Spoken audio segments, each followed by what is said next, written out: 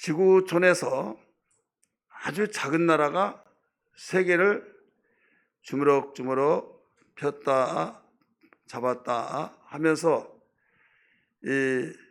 좌지우지하고 있다 이거죠. 어떻게 그렇게 되었을까?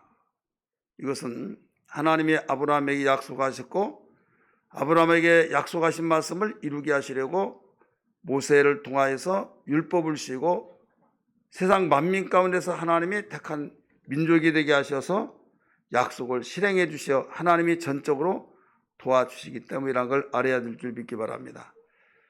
이스라엘이라고 하는 나라는 우리나라 강원도만 합니다. 땅덩어리로 보면, 크기로 보면. 근데 그 강원도만한 땅덩어리인데 3분의 1밖에 쓰지를 못해요. 3분의 1은 완전히 사막이고 그 3분의 1은 부지런해야 살 수 있고 그렇지 않으면 살 수가 없고 그 다음에 3분의 1은 아주 비옥한 땅이에요. 그래서 바산의 암소들아, 아모스에 나와요. 바산의 암소들아. 이건 북쪽이에요. 남쪽은 이집트하고 접경지대로서 거기는 벌거는 산입니다. 그 다음에 예루살렘을 중심해서 있는 거기는 그 사람들이 지혜를 모으고 그 힘을 합해서 그 사람이 살 수 있도록 만들어 놓은 거예요. 예를 들어서 거기에 바위들이 있고 사람이 살 수 없는 곳이었는데 포로 잡혀서 나라 없이 그 2000년 동안 그 이방의 객이 되었을 때 하나님이 약속대로 그들을 이스라엘 회복시켜 줬어요. 시오니즘 많이 듣죠. 우리 시온산으로 가리라. 시오니즘인데 이때 1년이 아니라 몇 수십 년 또 그 수백 년, 수천 년 이렇게 사자손손에 살다가 보니까 이방인이 터를 잡고 거기서 유대민족을 이루면서 살고 있는데 나라가 해방됐을 때 해방되기 전부터 항상 그 하나님 여호와 하나님이요 우리 민족에게 시온산으로 가라고 하셨는데 그때가 언제십니까? 시온으로 가게 하여 주옵소서. 그런 기도를 수천 년 동안 해왔어요. 그런 가운데 하나님께서 해방시켜 주셔서 이제 막상 가려고 하다 보니까 가서 뭐하냐 이거죠. 터를 다 잡고 생활의 터전을 다 잡아서 이제 기반을 잡아서 평안하게 살아야 하는데 고국에 가서 황무지 같은 곳에 뭐하고 사느냐 이거죠. 가기가 쉽겠어요? 어렵겠어요? 어렵죠. 그런데 하나님의 약속이 우리에게 있다. 우리는 시온으로 가야 된다. 해서 이 시온산으로 가야 된다고 해서 많은 사람들이 왔어요. 남은 사람도 있고. 근데 남아있는 사람들은 이제 관망을 하고 소식을 듣기를 원합니다. 오늘날 같이 이 통신배기체가 있어서 빨리 아는 것도 아니고 거기에 가가지고 확인하고 전해주고 이런 이제 시대니까. 그런데 가서 고객에 시오니즘을 주장하면서 시온산으로 가야 된다고 해서 왔는데 와서 봤더니 완전히 폐허가 가지고 숲이 이루어지면서 이건 숲인데 거기에는 쓸모없는 숲이다 이거죠. 벌거는 나무가 숲이라고 하는데 이건 숲도 아니고 그 다음에 바위가 완전히 다 장악하고 있다 이거죠. 자라나지 않은 바위인데 자라난 것 같이 다 보인다 이거죠. 이거 어떻게 하냐? 괜히 왔다 이런 사람도 있을 거 아니에요. 아니다. 하나님은 우리에게 약속하셨다. 그래서 거기에 흙 있는 곳에 가서 흙을 퍼다가 바위를 덮어요. 지금까지 중장비가 있는 것도 아니에요. 바게스, 또 세숫대야, 마대 이런 걸 가지고 거기다가 흙을 담아서 계속 바위산이라고 하면 그걸 덮어요. 그래서 이제 나무를 심습니다. 나무를 심어서 이제 숲다운 숲을 만들어요. 제가 최초의 성지순례를 1989년 2월 달에 그래서 3월 달까지 그 23일을 성지순례를 했어요. 거기 눈이 별로 오지 않은 곳인데 나무가 막 아람들이 나무가 퍽퍽 쓰러져 가지고 옆으로 눕고 어떤 것은 그 약 45도 하늘을 쳐다보고 있는 거예요. 왜 그러냐 물어봤더니 눈이 많이 와가지고 눈의 무게를 이기지 못해서 그랬다는 거예요. 자, 눈이 아무리 많이 온다 하더라도 나무가 뽑힐까요? 뽑혀야 안 뽑혀요? 상식적으로 맞지 않는 말이에요. 어떻게 눈이 많이 왔다고 그래서 나무가 뽑히냐 이거죠. 넘어지냐. 그 믿어지지 않는데 질문을 했어요. 어떻게 눈이 많이 온다고 나무가 뽑히냐. 우리나라 이야기를 하면서 가지가 찢어지고 끊어지면 끊어졌지 했더니 그렇습니다 하면서 그 역사 이야기를 하는 거예요. 바위에 나무를 심기 위해서 흙을 이렇게 올렸는데 예를 들어서 1m를 올렸다고 봅시다. 그 나무를 심었어요. 쭉 자랐어요. 자랐는데 더 이상 바위 속에 뚫고 들어갈 수 있는 뿌리가 내장을 옆으로 뻗잖아요. 그래서 눈의 무게를 이기지 못해서 넘어진 거예요. 이런 이야기를 들을 때요, 야, 참 대단한 사람이다. 새롭게 생각한 거예요. 이미 몇천 년 동안 이방에 객이 되어서 거기에서 조상이 그 나라에 뿌리를 내리고 살고 있는데 후손들이 부모로부터 조상으로부터 계속 흘러주면 너는 유대인이다. 너는 유대인이다. 네가 갈 곳은 시온산으로 가야 된다. 시온산으로 가야 된다. 시오니즘을 계속 그 사상을 불러일으켜 준 거예요. 그래가지고 해방이 된 그 소식과 함께 조상적부터 교육을 받았고 기도해왔고 바라보고 우리 조국의 나라, 하나님이 택하신 나라, 약속하신 땅을 가야 된다. 그랬을 때 가려고 하다가 보니 또 막막하다 이거죠. 그러나 이기고 가는 사람들, 자신이 없어서 눌러앉는 사람 둘로 딱 나눠지죠. 우리나라 해방됐을 때 그 36년 동안 일본에서도 살고 특별히 일본에서 거기에서 친일파들이 자리를 잡고 나름대로 잘 살게 되었고 기반을 닦고 근데 해방됐다고 근데 여기 나와야 뭐 뾰족한 거 없다 이거죠. 그러나 끝까지 그래도 조국으로 가야 된다. 온 사람들. 그때는 오지 않은 사람이 지혜스럽다고 했을 거예요. 그러나 장기전으로 볼 때 민족이 우리 민족은 거기에 객이 되어서 지문 채취하고 참정권도 없고 그 조국 없는 서러움. 근데 그 모든 그때의 유익하다는 것을 포기하고 땅이 있다고 한다면 땅을 띄우고 올 수 없잖아요.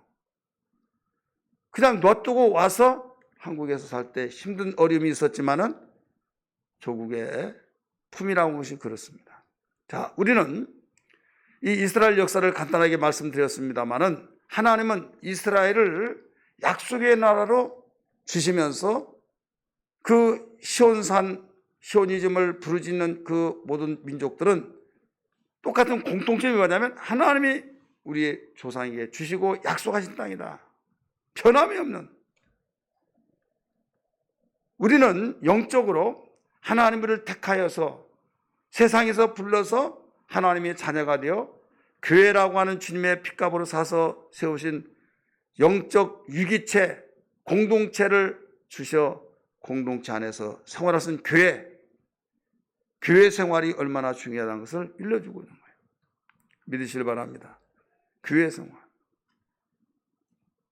그래서 이 교회 생활의 중요성을 알고 하나님의 그 아들 예수 그리스도 그의 핏값으로 사서 세우신 이 교회는 주님이 이 세상에 오셔서 공생애를 하셨잖아요. 그런 교회는 뭐냐? 제2의 공생애예요. 전 교회를 우리 영적으로 볼 때 성전이라 이렇게 말하고 있잖아요. 거룩한 전이다. 성전은 성전 주인이 있어야만 돼요. 성전 주인이 누구예요? 우리 주님이시잖아요. 이 성전을 헐어버리라. 그리하면 내가 사흘 만에 일으켜 세우리라 했을 때 예수님의 육체가 부활하신 뒤에 예수님의 육체가 성전이었구나 라고 했을 때 제1의 성전은 누구의 성전이에요? 누가? 예수님의 육체가 성전이다. 그래서 성전에는 누가 있어요? 성전 주인이 계신다 이거죠. 그래서 하나님 아버지가 계시기에 우리는 그의 얼굴을 보고 그를 만났을 때 이게 거듭남의 역사. 할렐루야. 그래서 우리는 주님의 성전에 가서 주님을 만나는 거예요. 하나님 만나는 거예요. 그래 예수께 나와서 예수 안에 갈 때 여기에서 거기에 하나님이 계시니 우리는 거듭난 순간에 하나님 아버지라고 부른 걸 믿기 바랍니다. 그러면 우리가 예수님을 거듭나서 하나님 안에 있을 때 또 하나님이 내 안에 계신다 이거죠. 주님이 믿으시길 바랍니다. 이미 수요일날 강의를 통해서 말씀드렸어요. 내 안에 있으면 우리는 뭐예요? 주님을, 성전 되신 주님을 모셨어요.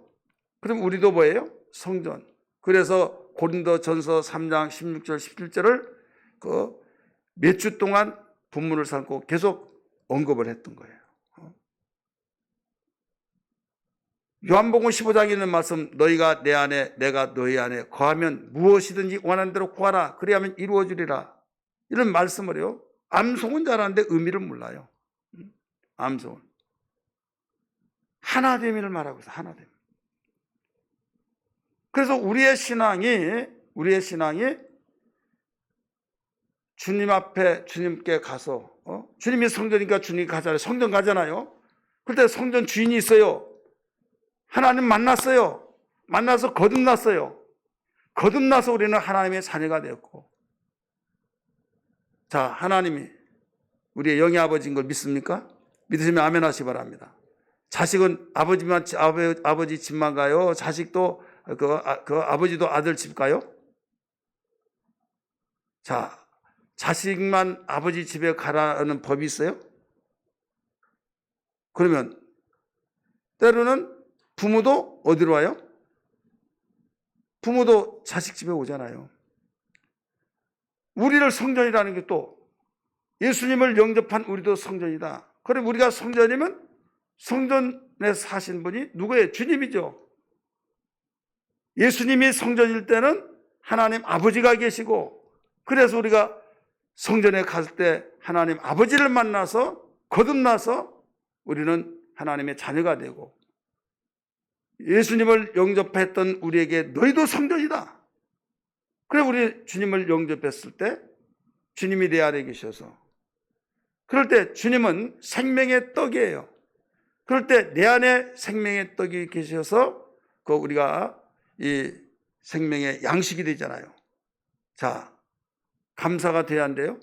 양식이 있는 그 사람에게 감사와 찬양이 있을 줄 믿으시 바랍니다.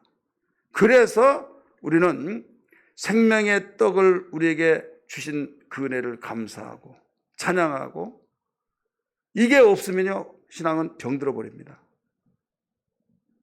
주님이 성찬식을 말씀하셨던 이유가 뭐예요? 감사하라는 거죠. 찬양하라는 거죠. 매주마다 떡을 교체를 해요. 교체. 12조각 12지파, 예수를 믿는 사람은 어떤 누구든지 모든 사람들이 떡을 교체하듯이 우리는 매주마다 감사하며, 이 감사는 11조와 헌물이라고 그랬어요. 어떤 사람은요, 한 가지만 이 정립이 안 된 사람은 야, 떡이 예수님의 몸인데 무슨 11조고 무슨 감사가 나오냐, 이런 사람들이 있을 수 있어요. 이건 한 편만 보여, 한 편. 뇌 하나만 가지고 사는 사람. 뇌는 둘이에요, 둘. 눈도 둘이에요.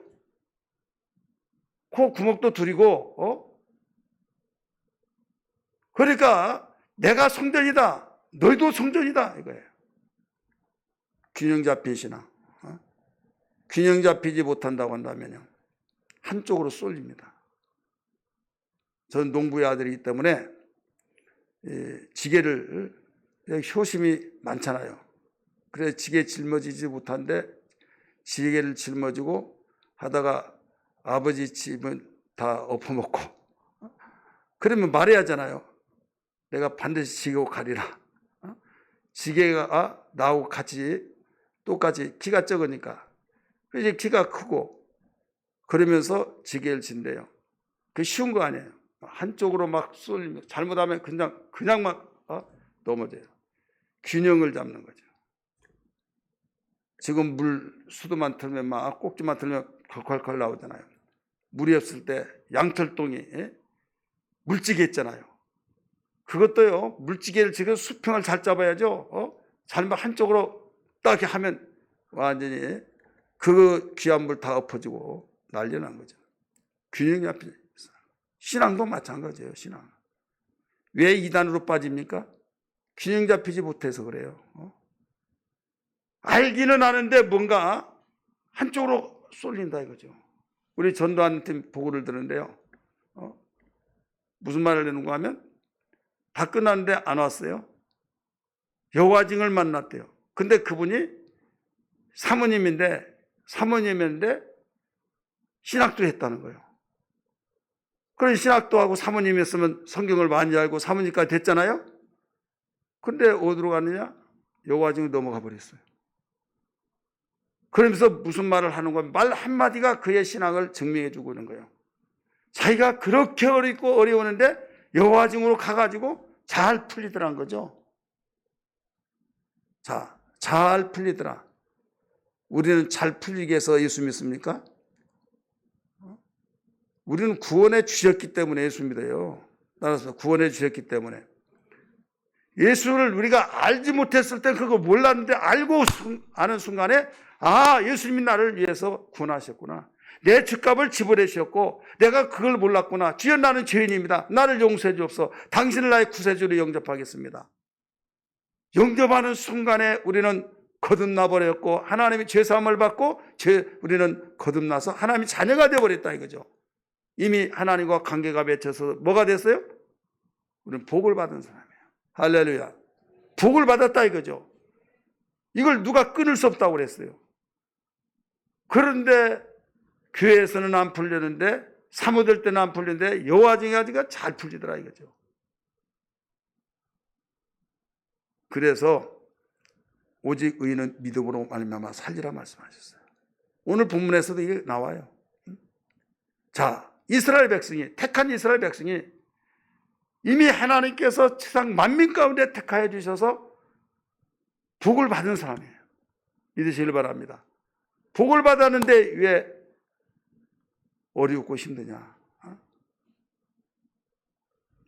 자, 왕자가 가만히 있으면 시중을 들어주고 명령 한마디면 다 예하고 막 다 움직여지고 그런 왕자랄지라도요, 집 나가서 행방불명되면 왕자가 왕궁을 떠나서 법도를 저버리고 역적같이 그런 행동을 하면 여러분 그런 불행이요 아니면 대단한 사람이요? 불행인 거예요. 이건 상식이에요. 자, 예수 믿고 하나님의 자녀가 됐어요. 우리는 하나님과 관계를 맺고 하나님의 뜻에 아멘하고 순종하고 우리는 항상 교회 중심 생활 속에서 왜? 교회는 주님의 몸이니까. 그래서 우리는 하나님 경배하고 찬양하면서 주님의 뜻이 무엇인가를 계속 깊이와 넓이를 알아가면서 오직 긍정의 믿음을 가지고 하나님 감사 찬송을 돌리며 생활해야 될 줄 믿기 바랍니다. 할렐루야. 이스라엘 백성이 그렇게 생활해야 하는데 그렇게 하지 않고 세상을 의지하더라 이거죠. 그 당시 남쪽에는 애굽이 있었고 또 북동쪽에는 아수르가 있었고 또 남동쪽에는 바벨론이 있었고 서쪽에는 지중해가 있고 근데 그 가운데 샌드위치처럼 이스라엘 나라가 감자같이 좀 기다랗게 여기에 가운데 있는 거예요. 자, 한번 생각해 보세요. 제가 많이 그림 그렸잖아요.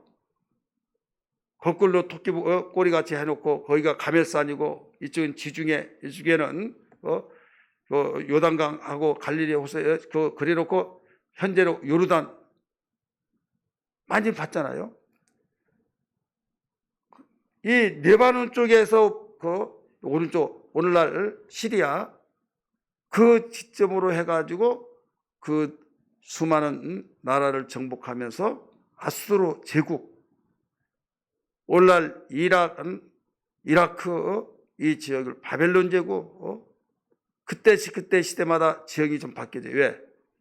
침략 전쟁을 통해서 영토가 넓혀지니까. 그 가운데서 아주 적은 땅덩어리 그 샌드위치처럼 이스라엘이 있다 이거죠. 그냥 불어버리면 날아가고 그냥 밀어버리면 그 백성들은 전체 지중해에 다 수장되어 버릴 수밖에 없는 상황이에요. 왜 하나님은 많고 많은데, 왜 하나님은 못하실 것이 없고 최고 비옥한 땅도 있는데 그곳에 내가 너희를 이 땅을 주겠다라고 하시면서 적과 꿀이 흐른 땅이라고 말씀하시는데 가보았더니 적과 꿀이 흐른 땅이 아니며 황무지 같은 땅이요 원주민이 살고 있는데 거기에 철병거를 가지고 있고 그 땅을 내가 너에게 주겠다. 왜 그랬을까? 여러분 좀 생각 좀 안 해보셨어요? 원주민도 없고 사람이 살지 않는 비옥한 땅이 그 당시 인구 밀도에 보면 얼마든지 있는데 왜 그런 땅으로 인도하지 않고 그곳으로 인도하셔서 지금까지 이스라엘 백성은 이 땅을 우리 민족에게 주셨다. 우리 조상이 주신 땅이다. 원주민은 무슨 말을 하냐? 우리 조상이 너희보다 먼저 살았다. 무슨 말이냐? 여호와 하나님 우리에게 약속해 주셨다. 그래서 세계 분쟁의 화약고가 거기에요. 그런데 왜 하나님은 그냥 그 땅이 아니 다른 데도 주실 만한데 왜 거기를 주시냐 이거예요. 저는 그것을 생각을 깊이 하지 않을 수가 없었어요. 해답을 어떻게 들으냐? 이건 내 개인적으로 깨달음이에요. 이게 뭐냐면 전적으로 하나님만 의지하고 살라는 거죠. 전적으로. 보세요. 북쪽에는 아수르, 남쪽에는 바벨론, 남동쪽에 바벨론, 아주 남쪽에는 애굽, 그 다음에 서쪽에 지중해, 가운데서 어디 그 틈바구니에서 빠져나갈 수가 없는 거예요. 다 갇혀 있습니다. 갇혀 있는데 열린 곳은 한 군데 있어요. 하늘은 열려 있어요. 하늘. 지리학적으로 볼 때 왜 그랬을까? 그래서 성경에 보면 나를 의지하라, 나를 의지하라, 하나님 의지하는 자 계속 나오잖아요. 법을 주시면서 우상을 섬기지 마라. 하늘이나 땅이나 땅 아래 물속에 어떤 형상도 만들지 말고 절하지 말아라 하면서 오직 신은 여호와 하나님밖에 없다. 나 외에 다른 신은 없다 하면서 만들지도 말고 보지도 말고 절하지도 말고 누구만 섬기라? 하나님만. 이름만 주신 거예요. 그러면서 법을 주셔서 이게 율법이에요. 법대로만 살아라.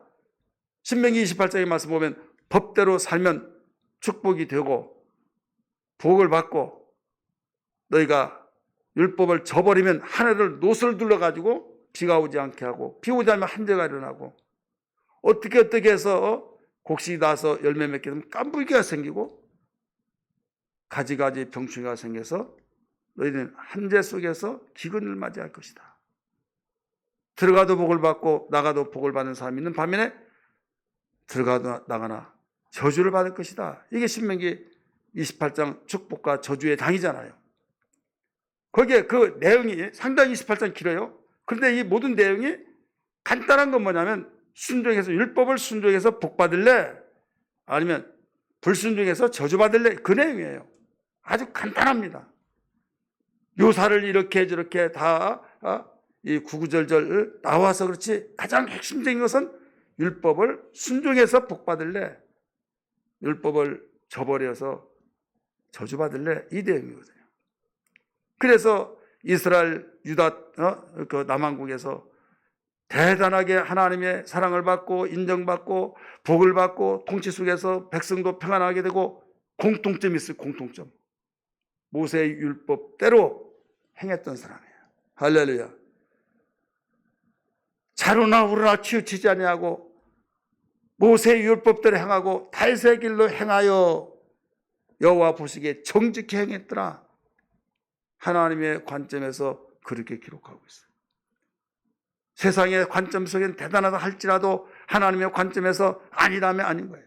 여러분, 북왕국 가운데서 가장 악한 왕이 누구예요? 아합이죠. 그런데요, 일반 역사에서는요, 아합을 유능한 왕으로 기록하고 있습니다. 그런데 하나님의 역사관 속에서는 악한 왕, 아주 악랄하고 악한 왕으로 기록했어요. 자, 하나님의 역사관이 맞아요? 인간 역사관이 맞아요? 하나님의 역사관이. 왜?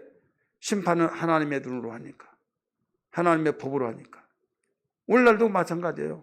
사람 앞에는 참 대단하고 참 사람 좋고 참 이 사람은 유명하다고 하고 훈장도 받고 얼마나 떠들썩합니까? 세계가 떠들썩해요. 그러나 하나님 보실 때는 악한 자라고 하는 사람이 있고 세상에는 지탄을 받고 만시하게 되고 그런 사람은 하나님은 가장 기뻐하시고 영광을 받은 자가 있다 이거죠. 예수님 시대도 그랬잖아요. 예수님이 부활하시고 난 뒤에 스데반 집사 돌 맞아 죽었잖아요. 최초의 순교자. 이때 유대인들이 돌팔 매질에 죽였어요.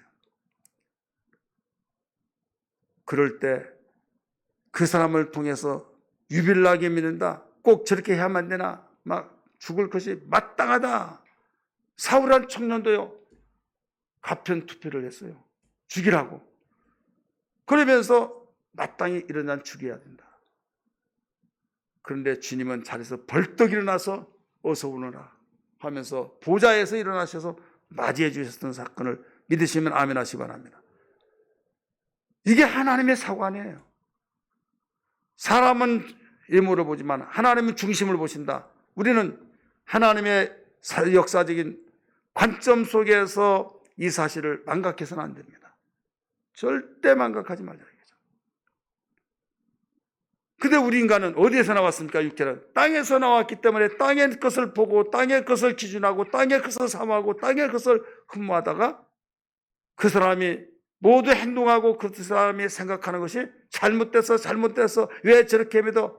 하나님의 중심을 잃어버리고 땅의 것을 생각하다 보니까 그래서 근신하라 깨어라 하면서 너는 거듭난 자로서 하나님의 자녀로서 하나님의 역사관을 보고 하나님의 중심 사상을 보고 너는 모든 걸 볼 줄 알아야 된다 이거예요. 바울도 그걸 가르쳐 줬잖아요. 육신을 쫓는 자는 육신의 일을, 영을 쫓는 자는 영의 일을 생각하나니 육신의 생각은 사망이요 영의 생각은 생명과 평안이라 라고 말씀하신 것을 믿으시면 아멘 하시기 바랍니다. 그래, 똑같은 교회 다니면서 똑같이 설교를 듣더라도 둘로 나눠진다 이거예요. 둘로. 한 대한민국 안에서도 똑같은 하나님을 섬기면서도 수많은 교회들이 둘로 쫙 나눠진다 이거죠. 교파별로 그것은 행정적이고 그 기본적인 큰 틀에서는 거기에 어떤 중심 사상이 좀 특별하게 드러나서 그렇지만은 하나님 사랑하고 하나님이 원하시는 성경 다 똑같다 이거죠. 그런데 보는 관점이 다르다 이거죠. 오늘 우리는 남한국이든 북한국이든 분명히 여호와 보시기에 정직히 행하여 다윗의 길로 행하여 여호와 보시기에 악을 행하여 여로보암 길로 갔다 막 이렇게 나오잖아요. 우리는 여기에 오늘 본문에서 가르쳐 준 것은 무엇을 가르쳐 주냐? 우리에게 가르쳐 주는 핵심적인 것은 하나님을 등지고 너 하나님 의지하지 않고 너 자신 의지하고 살지 말아라 이거예요. 따라서 합시다. 하나님 의지하지 않고 스스로 살려고 하지 말아라. 핵심이 그거예요. 우리 19절까지 상당히 읽느라고 수고들 하시는데 우리 1절 2절 한번 봅니다. 1절 2절 30장 이사야 30장 1절 2절 시작. 여호와께서 이르시되 패역한 자식들은 화 있을진저 그들의 계교를 베푸나 나로 말미암지 아니하며 맹약을 배지나 나의 영으로 말미암지 아니하고 죄를 더하도다. 그들이 뭐라고 그랬어요? 바로의 세력 안에서 스스로 강하려 하며, 바로 세력 안에서, 바로는 당시에 강대국이었어요. 강대국 왕이에요. 거기에서 스스로 하나님을 등지고 스스로 강하려고 했다 이거예요. 애굽의 그늘에 피하여서 보호를 받고, 애굽의 보호를 받을 때 우리는 절대 망하지 않고 이게 행복이다 하면서 애굽으로 내려가는데 나의 입에 묻지 아니하였다. 하나님 애굽으로 가야만 됩니까? 아닙니까? 물어보지도 않고 그냥 자기들의 판단 속에 가버렸다. 이게 살 길이다 이거예요. 오늘날도 마찬가지예요. 하나님의 뜻을 되새겨보면서 하나님 이 길로 가는 것이 정말 하나님이 원하신 것입니까? 여러분, 최소한도 우리는 말씀을 묵상하며 기도하며 나는 가고 싶은데 하나님의 뜻은, 하나님은 기뻐하신 것이 무엇인가? 이것 정도는 생각을 해봐야 하지 않겠느냐 이거죠. 1절에서 하나님을 화나게 만든 거예요. 여호와께서 이르시되 패역한 자식들은 화 있을진저. 패역이 뭐냐? 하나님 도움을 받고 하나님 의지하지 않고 스스로 살려고 하는 자. 31장도 보세요. 31장 1절 시작. 도움을 구하려 애굽으로 내려가는 자들은 화 있을진저. 그들은 말을 의지하며 병거의 만흥과 마병의 힘이 강함을 의지하고 이스라엘의 거룩하신 이를 앙무하지 아니하며 여호와를 구하지 아니하나니. 여러분, 하나님을 의지하지 않고 앙무하지 않고 앙망하지 않고 나 스스로 살려고 한 거, 이게 바로 화 있을진저 대상입니다. 우리는 언제든지 하나님 의지하며 살아야 된다는 것을 가르쳐주고 있어요. 하나님 의지하며 살아야 될 줄 믿습니다. 예수는 그리스도, 예수는 주, 하나님의 영으로 경배드리리. 지존하신 박수치며 부를까요? 지존하신 주님 이름 앞에 모두 무릎 꿇고 나 경배. 거룩하신 주님 보좌 앞에 엎드려져라. 지존하신 주님, 지존하신 주님 이름 앞에 모두 무릎 꿇고 나 경배. 거룩하신 주님 보좌 앞에 엎드려져라. 우리 손들고 부르겠습니다. 예수는 그리스도, 예수는 그리스도, 예수는 주, 하나님의 영으로 경배드릴. 예수는 그리스도, 예수는 그리스도, 예수는 주, 하나님의 영으로 경배드리리.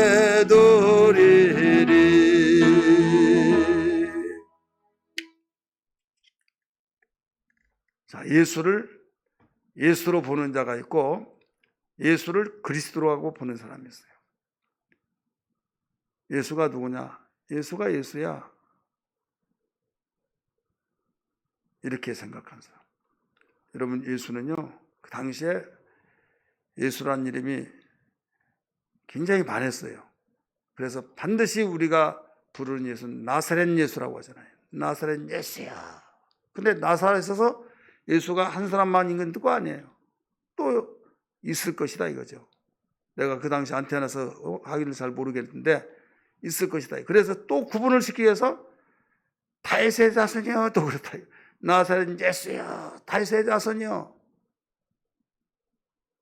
여러분, 족보를 한번 보세요. 족보 보면 참 재밌어요. 연구해 보면 족보에 쫙 나오면서 가지치기를 쫙쫙 합니다. 하나님의 의도가 어디에 있는지. 셈족을 향해서 나머지는 한번 속 딱 하고 그대로 딱 끝나버리고 셈족은 자세하게 또 나와요.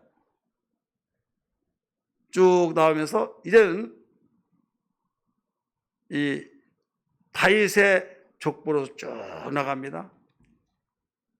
그리고 12지파 가운데서는 4지파를 통해서 쭉 나가면서 거기에서 제사장 모든 직분 가문들이 나오고 유다지파를 통해서는 이제 예수 그리스도가 나오실 것을 또 계속 가르쳐 조명해 주고,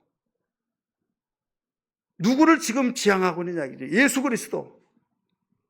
예수는 그리스도다. 다윗은 계속적으로 그리스도가 오실 것을 예언했고, 사울이라는 청년 예수가 그리스도임을 증명했다. 예수를 그리스도라고 증거했다. 증명했다 막 가르쳐 놓은 거잖아요. 도대체 그리스도가 뭐길래 이렇게 강조하고, 이게 신앙이냐?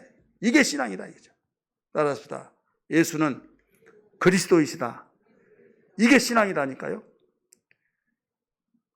마태복음에서는 주는 그리스도시요 살아계신 하나님의 아들이시요 이렇게 고백을 가르쳐 놨어요. 누가복음에서는요 그렇게 하지 않았어요. 예수는 그리스도시라. 예수는 그리스도시라. 그래, 그리스도라고 하는 것이 핵심이에요.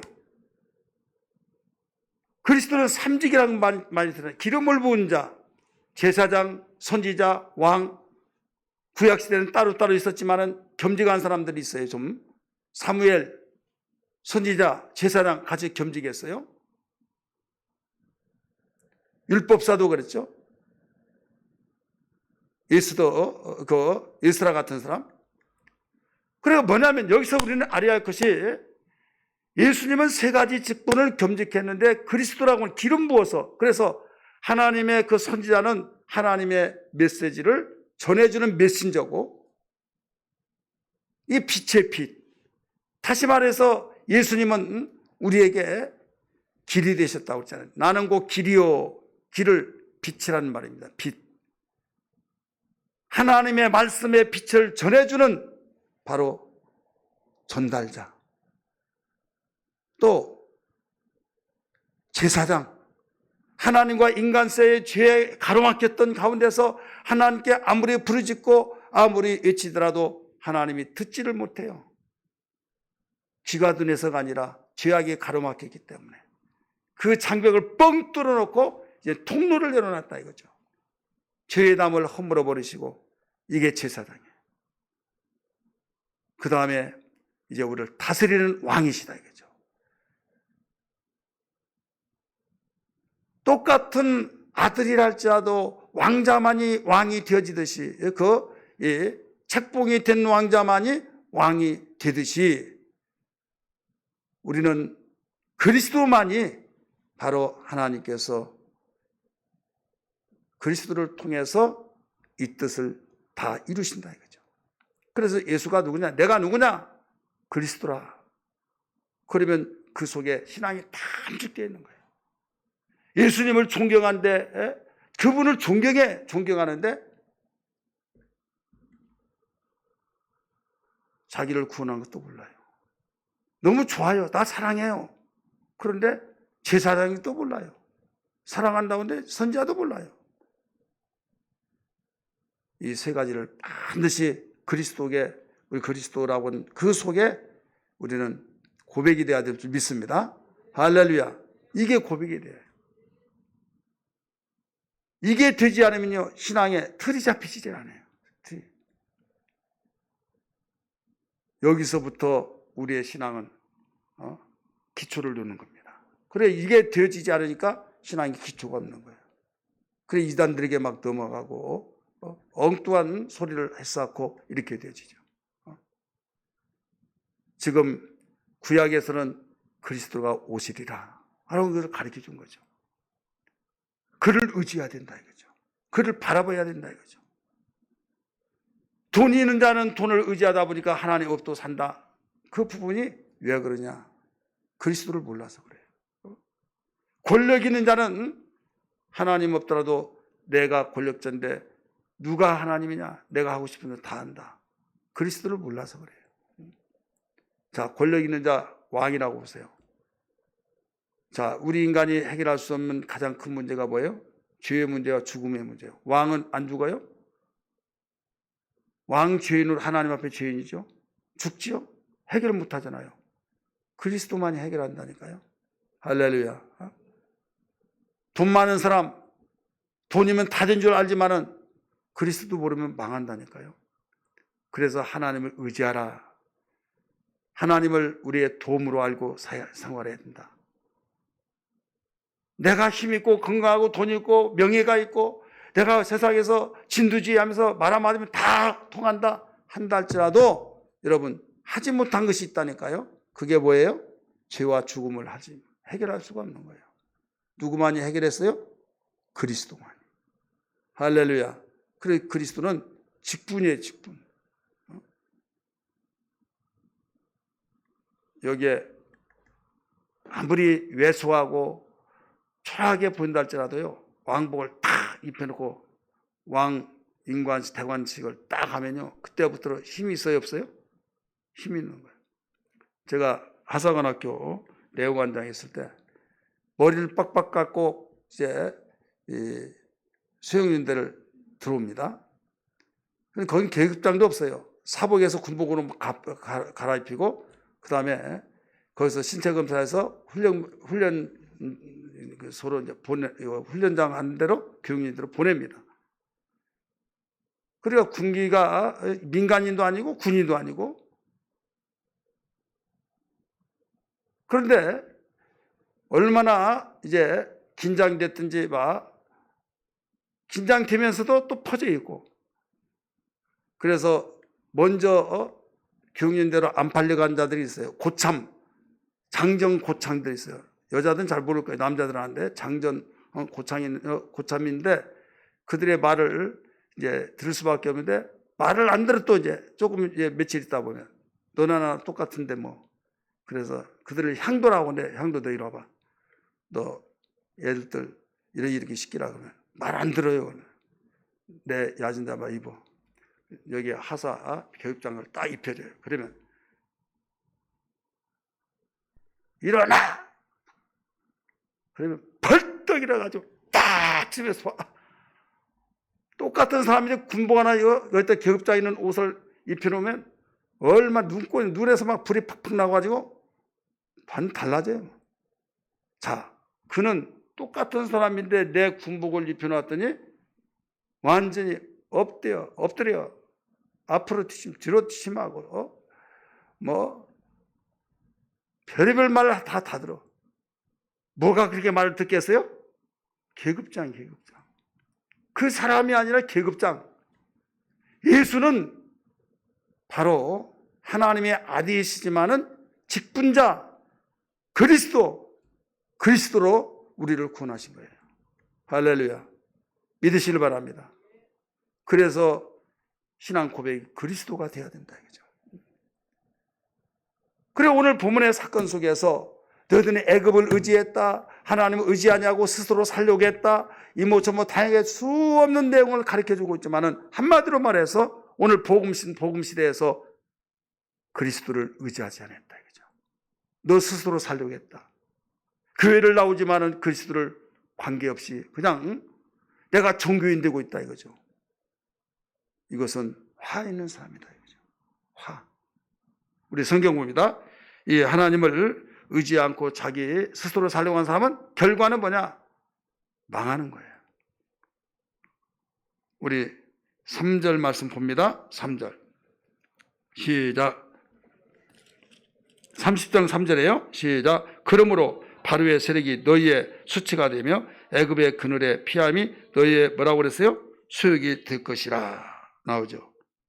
31장 우리 아까 그 1절 읽었으니까 2절부터 3절까지 읽습니다. 31장 여호와께서 지혜로우신즉 재앙을 내리실 것이라. 누구를 의지하는 자? 애굽을 의지한 자. 애굽은 영적으로 세상을 말하고 있어요. 세상을 의지한 자, 하나님을 의지하지 않고 하나님을 바라보지 않고 세상을 의지한 자는 재앙을 내리실 것이라. 그 다음에 뭐라고 했어요? 그의 말씀을 변하게 하지 아니하시고, 말씀들을 변하지 아니하시고 일어나서 악행하는 자들의 집을 치시리며 악행을 돕는 자들을 치시리니 애굽은 뭐라고 그랬습니까? 사람이요 신이 아니며 그들의 말들은 육체의 영이 아니라 여호와께서 그의 손을 펴시며 돕는 자도 넘어지며 도움을 받는 자도 엎드러져서 다 함께 뭐라고 했습니까? 멸망하리라. 여러분, 우리는 신앙생활하면서 바로 알고 바로 의지해야 될 줄 믿습니다.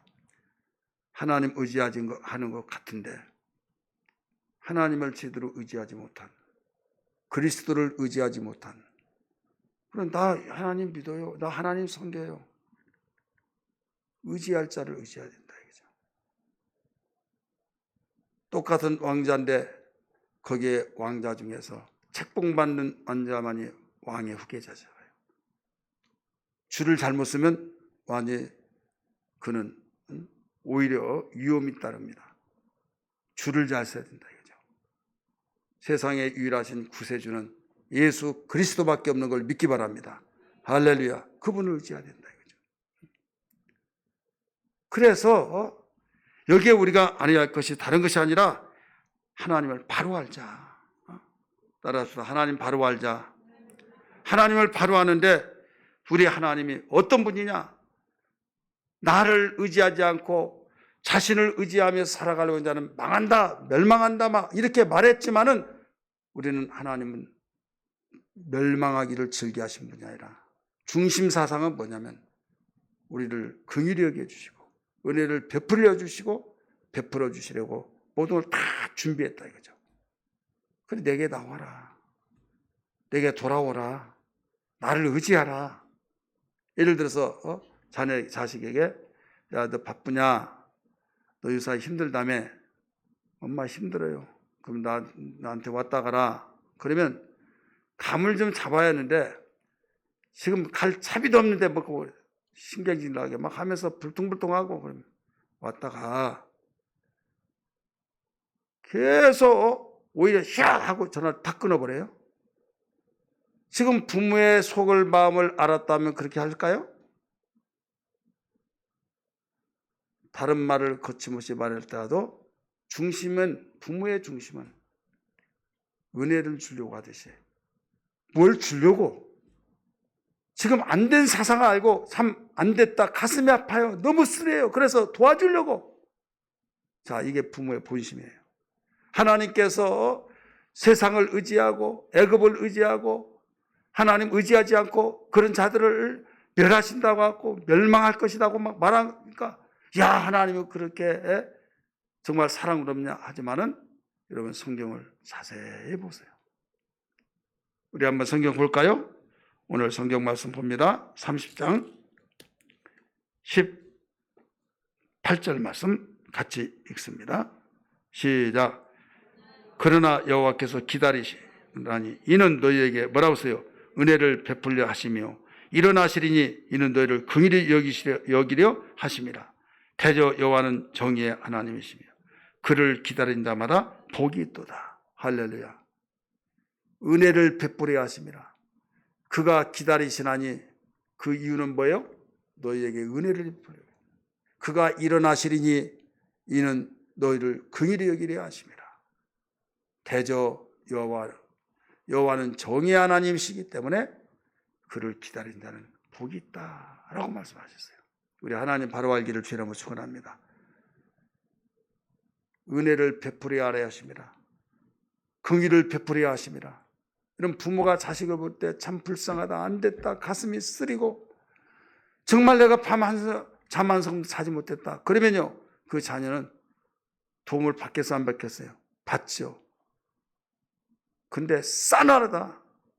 아무리 쓱쓱 빌고 무릎 꿇더라도요, 마음이 싸나려면요, 그게 도와주겠어요? 안 도와주죠. 사람한테는 긍휼함을 받지 말고 하나님께는 긍휼하심을 받기를 주의 이름으로 축원합니다. 할렐루야.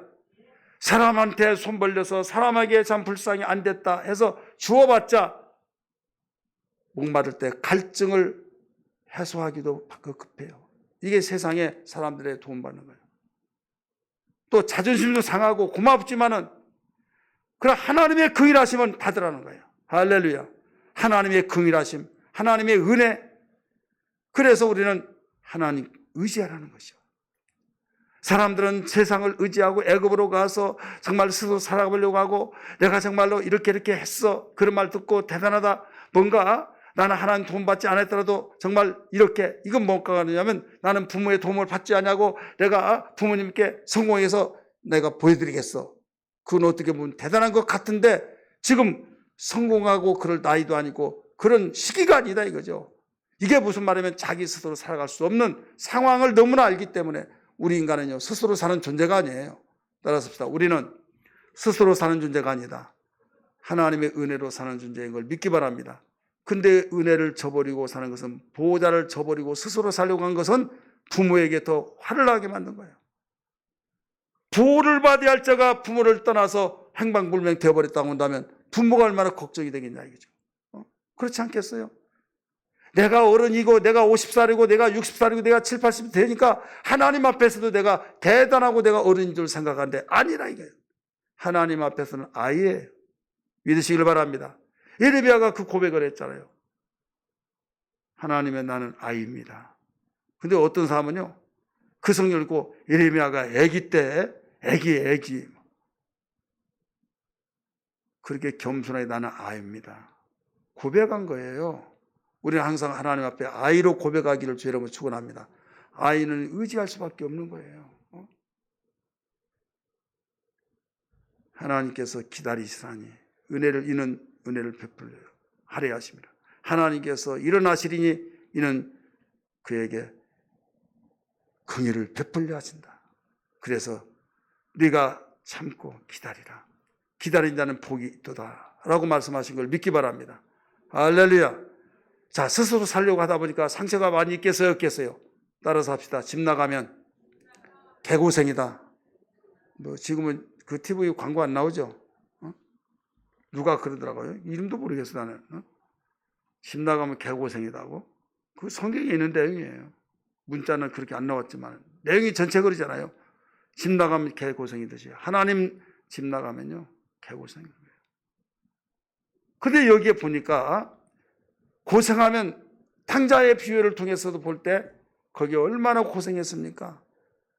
돼지 쥐염 열매를 먹고 하늘에 별이 보이면서 자기는 돼지 쥐염 열매도 먹지 못하고 돼지 쥐염 열매라도 먹으려고 가는데 돼지가 더 힘이 있으니까 굴굴굴 하면서 밀어 닥치니까 완전히 돼지에게 밀려 지가 다 먹어버리니까 배고파가지고 내 아버지 집은 먹을 것이 많고 종들도 이렇게 살지 않은데 내가 이렇게 굶어 죽는구나. 용기를 내서 아버지 집에 가리라고 해서 용기를 내서 가잖아요. 여러분 우리는 빨리 하나님 의지해야 될 줄 믿습니다. 하나님 앞에 가장 가까이 다가서서 의지하기를 주의 이름으로 축원합니다. 오늘 하나님 어떻게 소개해 주고 있습니까? 아까 읽었던 말씀 보시면 거기에서 우리 성경 말씀 봅니다. 26절 30장 시작. 여호와께서 자기 백성에 뭐라고 씁니까? 상처를 싸매시며 그들의 맞은 자리를 고치신 날에는 달빛은 햇빛 같겠고 햇빛은 7배가 되어 7날의 빛과 같으리라.